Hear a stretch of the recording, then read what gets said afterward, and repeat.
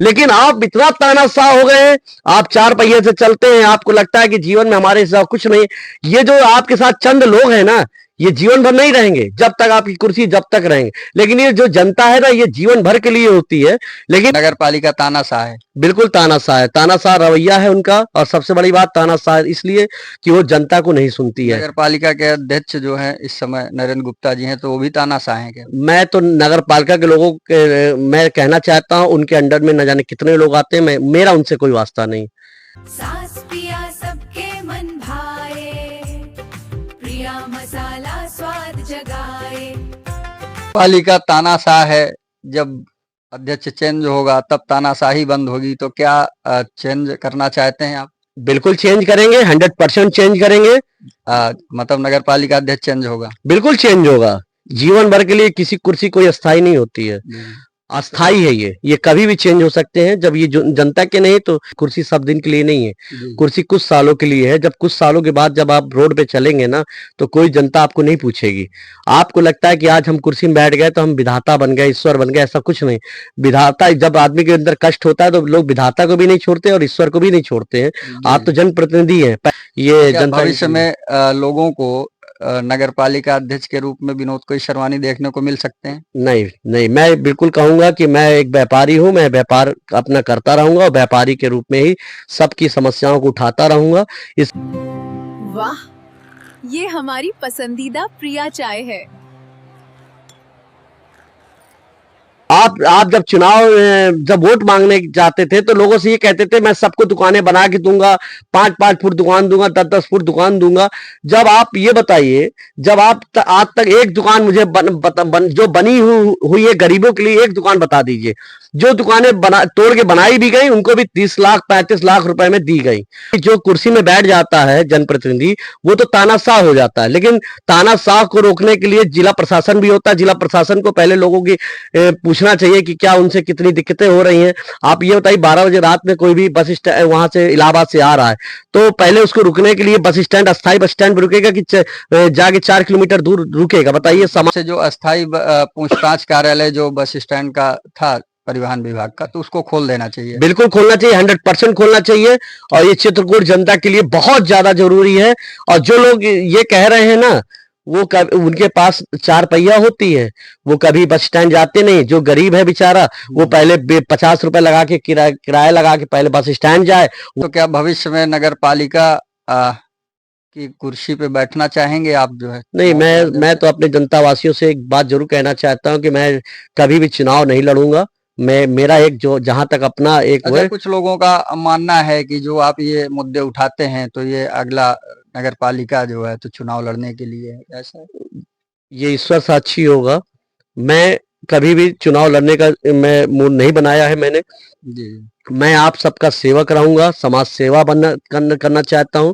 एक अच्छा व्यापारी बनने की मुझे लालसा है, क्योंकि मेरे पिताजी जिस गरीबी से और मुझे यहाँ तक पाला है उन्होंने, मैं अगर क्या गरीब पैदा हुआ तो क्या गरीब मर जाऊं? ऐसा नहीं। मैं इसी शहर पे गरीब पैदा हुआ था, लेकिन अमीर बन के मरूंगा, ये सब। विनोद जी, अभी कुछ दिनों पहले बस स्टैंड जो करबी का है वो बंद कर दिया गया। सांसद, पूर्व सांसद, विधायक सभी ने उसके लिए आवाज उठाई, लेकिन कोई सकारात्मक नहीं जो है तो आया उसका रिजल्ट। जबकि वहां पर जो पूछताछ कार्यालय था उस पे भी ताला लगा दिया गया। उस संबंध में क्या कहेंगे आप? देखिए, मैं आप सबको बताना चाहता हूं कि जो जनता के मुद्दों को भटकाने की कोशिश करेगा और वो तानाशाही और रवैया अपना के अपना ये सोचते हैं कि मैं कुर्सी सब दिन के लिए नहीं है, कुर्सी कुछ सालों के लिए है। जब कुछ सालों के बाद जब आप रोड पे चलेंगे ना, तो कोई जनता आपको नहीं पूछेगी। आपको लगता है कि आज हम कुर्सी में बैठ गए तो हम विधाता बन गए, ईश्वर बन गए, ऐसा कुछ नहीं। विधाता, जब आदमी के अंदर कष्ट होता है तो लोग विधाता को भी नहीं छोड़ते और ईश्वर को भी नहीं छोड़ते हैं। आप तो जनप्रतिनिधि हैं। पहली बात तो बस स्टैंड, देखिए हर जिले में आपको मेन बस स्टैंड जरूर मिलेगा, लेकिन एक अस्थायी बस स्टैंड भी होता है। जैसे मान लीजिए लीजिए हम ही को अब मान लीजिए वहां जाना है इलाहाबाद, तो क्या पहले हम यहाँ से 4 किलोमीटर वहां पहले जाएं बस स्टैंड बैठने, फिर वहां से रात में अगर हम आते हैं तो वहां उतरे? तो ऐसा नहीं है। ये जब हमारा हमारा पुश्तैनी और बहुत कई हमारे पिताजी ने 40 साल बस स्टैंड में गुजार दिए, और उस बस स्टैंड से करबी जिले में सब बहुत सारे लोग कहीं रोज आना जाना सब कुछ रहता है, और उस बस स्टैंड से न जाने कितने घरों का परिवार चलता है, ये किसी ने गौर नहीं किया। मैं आपको बता दूं कि चित्रकूट की जो नगर पालिका क्षेत्र है, नगर पालिका ने एक तानाशाही रवैया के कारण जो बस स्टैंड को रोड से बैरिकेटर लगा दिया गया, उससे अरे आप उसको जैसे बसें पहले अंदर से आती थी खड़ी होती थी, लेकिन अगर आपको मार्केट बनाना है कुछ बनाना, जब उसका प्रस्ताव पास हो जाता जब आप करते, लेकिन अभी तो सालों से बंद पड़ा है ना। आप अभी तो हर चित्रकूट वासी को दिक्कतों का सामना करना पड़ रहा है, वहां पर ठेलिया वाला भी, रेहड़ी वाला भी, पटरी वाला भी। आप जब चुनाव जब वोट मांगने जाते थे तो लोगों से ये कहते थे मैं सबको दुकानें बना के दूंगा, 5-5 फुट दुकान दूंगा, 10-10 फुट दुकान दूंगा। जब आप ये बताइए, जब आप आज तक एक दुकान मुझे जो बनी हुई है गरीबों के लिए, एक दुकान बता दीजिए। जो दुकानें तोड़ के बनाई भी गई उनको भी 30 लाख 35 लाख रुपए में दी गई। आप ये बताइए, जो आज सर्वे करा लीजिए, आज मैं मेरा जीवन 37 साल का है, और 37 साल में 20 सालों से मैंने गरीबी 15 से 25 साल से देखता हूं। 15-15 20-20 साल से जो बेचारे ठेलियां लगा रहे हैं, डिब्बे लगा रहे हैं, रोड किनारे बैठ रहे हैं, धूप आंधी तूफान बरसात गर्मी सब झेल रहे हैं, अरे उनके लिए तो कम से कम कुछ कर देते तो जीवन भर वो याद तो करते। लेकिन आप इतना तानाशाह हो गए हैं, आप 4 पहिए से चलते हैं, आपको लगता है कि जीवन में हमारे साथ कुछ नहीं। ये जो आपके साथ चंद लोग हैं ना, ये जीवन भर नहीं रहेंगे, जब तक आपकी कुर्सी जब तक रहेंगे। लेकिन ये जो जनता है ना, ये जीवन भर के लिए होती है। लेकिन किसी भी, आप ये मान लीजिए कि जो बेचारे गरीब वहां पर जितने भी रोजगार लोग, आप उनकी दुकानें तोड़ दिए। आपने सोचा कि वो बेचारे कैसे परिवार भरण पोषण कर रहे होंगे? आपने नहीं सोचा। सास पिया सबके मन भाए, प्रिया मसाला स्वाद जगाए। बस स्टैंड का हटाने का जो दोषी है वो आप नरेंद्र गुप्ता जी को मानते हैं या डीएम साहब को? मैं प्रशासन को मानता हूं, ना नरेंद्र गुप्ता जी से मैं मानता हूं, ना नगर पालिका को मानता हूं, ना प्रशासन को। जिसके अंडर पे ये जिला आता है मैं उसको दोषी मानता हूं। जिला प्रशासन के अंदर में बिल्कुल जिला प्रशासन को दोषी मानता हूं, क्योंकि उसने उनको पहले एक सर्वे कराना चाहिए था, पहले लोगों की भावना को सुनना चाहिए था कि लोगों को क्या तकलीफ हो रही है पहले। क्योंकि जो कुर्सी में बैठ जाता है जनप्रतिनिधि, वो तो तानाशाह हो जाता है, लेकिन तानाशाह को रोकने के लिए जिला प्रशासन भी होता है। जिला प्रशासन को पहले लोगों की पूछना चाहिए कि क्या उनसे कितनी दिक्कतें हो रही हैं। आप ये बताइए, 12 बजे रात में कोई भी बस स्टैंड वहां से इलाहाबाद से आ रहा है, तो पहले उसको रुकने के लिए बस स्टैंड, अस्थायी बस स्टैंड पर रुकेगा कि जाके 4 किलोमीटर दूर रुकेगा? बताइए, सामान उतारना धरना, वो 2 मिनट नहीं रुकते बस स्टैंड। कम से 10 से 15 मिनट का स्टॉपेज होना चाहिए, इसके बाद वो जहां स्थायी बस स्टैंड है वहां जाके रुके बस। पूर्व डीएम ने इस संबंध में कहा है कि हमारा उस संबंध से कोई लेना देना नहीं है, ये नगर पालिका का मामला है, हमसे पुलिस मांगी गई थी, हमने वो उपलब्ध करा दी थी। देखिए, मैं आपको पहले मोदी, जो योगी जी और मोदी जी का जो एक नारा है, जो एक सिद्धांत है कि पहले लोगों को बसाइए फिर उजाड़िए। पहली बात तो उस मैटर में मैंने देख रहा हूं कि ये जो तानाशाह लोग बैठे हुए हैं, वो बिल्कुल चाहते रहे कि मैं किसी गरीब से बात करूं। अरे जो लोग आप उजाड़ रहे हो, मैं ही हूं बस स्टैंड में, मेरे पिताजी 40 सालों से एक छोटी सी दुकान में व्यापार किए। आपको विकास लग रहा है, आप पहले उन लोगों को, जैसे आपने हमें है या किसी जैसे छोटे छोटे जिनको आप उजाड़ के, पहले उनको आपको बसाना चाहिए था। आप उन रईसों को आपने 30 लाख 35 लाख की दुकानें दे के, जिनके पास पैसे अनाप शनाप थे, उनको आपने दे के क्या क्या हासिल कर लिया? तो मैं एक बात जरूर कहना चाहता हूं कि पहले आपको प्राथमिकता थी कि अगर आपने 20 दुकानें बनाई तो 20 लोगों का परिवार जिनको उजाड़ा गया, पहले उनको बसाना चाहिए था, फिर आप अस्थायी कुछ भी कर सकते थे। ये नगर पालिका की कमी है, बिल्कुल 100% नगर पालिका की कमी है। नगर पालिका के अंडर पे हमारा बस स्टैंड आता है, हमारे नगर पालिका के अंडर पे पूरा चित्रकूट जिला आता है। लेकिन एक मैं जनता से पूछना चाहता हूं, एक बाजार, एक मार्केट, आप ये बताइए, घोड़ा तो वहीं बिकेगा ना जहां पर उसका बाजार होगा।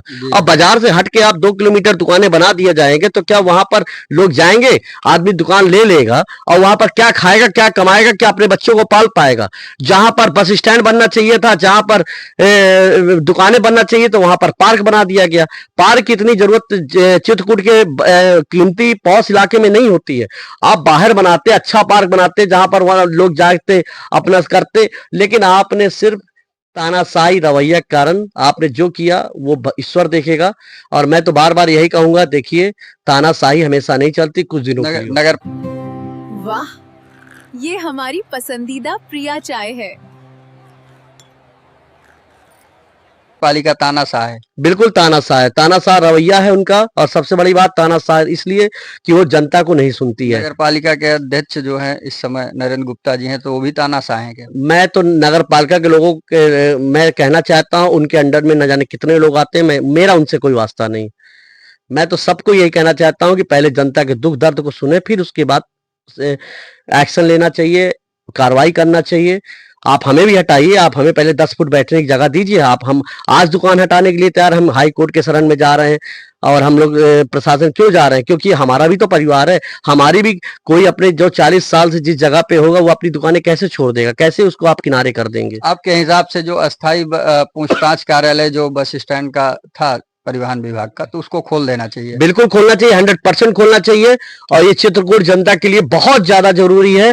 और जो लोग ये कह रहे हैं ना, वो उनके पास 4 पहिया होती है, वो कभी बस स्टैंड जाते नहीं। जो गरीब है बेचारा, वो पहले 50 रुपए लगा के किराया लगा के पहले बस स्टैंड जाए, वहां से बस में बैठे, वहां से बस भरी हुई आती है, जगह नहीं मिलती, 2-2 3-3 घंटे खड़ा रहता है। ये सब सारी समस्याएं हैं। देखिए, देखने को जब जमीन पे उतर के कोई नेता लेकिन हमारी जनता भी उसी को चुनती है जिनके पास पैसा होता है। तो क्या भविष्य में नगर पालिका की कुर्सी पे बैठना चाहेंगे आप जो है? नहीं, मैं तो अपने जनता वासियों से एक बात जरूर कहना चाहता हूं कि मैं कभी भी चुनाव नहीं लड़ूंगा। मेरा एक जो जहां तक अपना एक वो अच्छा, है, कुछ लोगों का मानना है कि जो आप ये मुद्दे उठाते हैं तो ये अगला नगर पालिका जो है तो चुनाव लड़ने के लिए है, ऐसा है? ये ईश्वर साक्षी होगा, मैं कभी भी चुनाव लड़ने का मैं मूड नहीं बनाया है मैंने। जी। मैं आप सबका सेवक रहूंगा, समाज सेवा करना चाहता हूं। एक अच्छा व्यापारी बनने की मुझे लालसा है, क्योंकि मेरे पिताजी जिस गरीबी से और मुझे यहाँ तक पाला है उन्होंने, मैं अगर क्या गरीब पैदा हुआ तो क्या गरीब मर जाऊं? ऐसा नहीं। मैं इसी शहर पे गरीब पैदा हुआ था, लेकिन अमीर बन के मरूंगा, ये सबको मैं कह देता हूं। इसमें कोई दो राय नहीं है कि मैं एक अच्छा व्यापारी ना बन पाया। और क्यों नहीं बन पाया? क्योंकि लोगों ने इतना प्यार, स्नेह, आशीर्वाद दिया है, तो मैं उनसे 10 गुना अच्छा बन के दिखाऊंगा, ये मेरा वादा है। नगर पालिका तानाशाह है, जब अध्यक्ष चेंज होगा तब तानाशाही बंद होगी, तो क्या चेंज करना चाहते हैं आप? बिल्कुल चेंज करेंगे, 100% चेंज करेंगे। मतलब नगर पालिका अध्यक्ष चेंज होगा? बिल्कुल चेंज होगा। जीवन भर के लिए किसी कुर्सी कोई अस्थाई नहीं होती है, अस्थाई है। ये कभी भी चेंज हो सकते हैं। जब ये जनता के नहीं तो ये क्या जनता भविष्य में लोगों को नगर पालिका अध्यक्ष के रूप में विनोद कोई शर्मानी देखने को मिल सकते हैं? नहीं नहीं, मैं बिल्कुल कहूंगा कि मैं एक व्यापारी हूं, मैं व्यापार अपना करता रहूंगा और व्यापारी के रूप में ही सबकी समस्याओं को उठाता रहूंगा। इसके लिए मुझे कोई भी कुर्बानी देना पड़े, मैं तैयार हूँ। आपको राजनीति से कोई मतलब नहीं? मैं राजनीति नहीं करना चाहता। राजनीति कितने दिन रुकी होती है? 5 साल। 5 साल के बाद तो फिर कूड़ा हो जाता है ना इंसान। मैं तो जीवन भर लोगों की मदद करना चाहता हूँ, जीवन भर अच्छा बन के प्रयास करना चाहता हूँ कि समाज सेवा करूं, लोगों को दुख सुख में खड़ा हूं। हाँ, विनोद प्रिंस सुख में किसी के साथ नहीं खड़ा होगा, लेकिन दुख में अगर कभी भी कोई विनोद को खड़ा होना पड़े तो विनोद खड़ा होगा।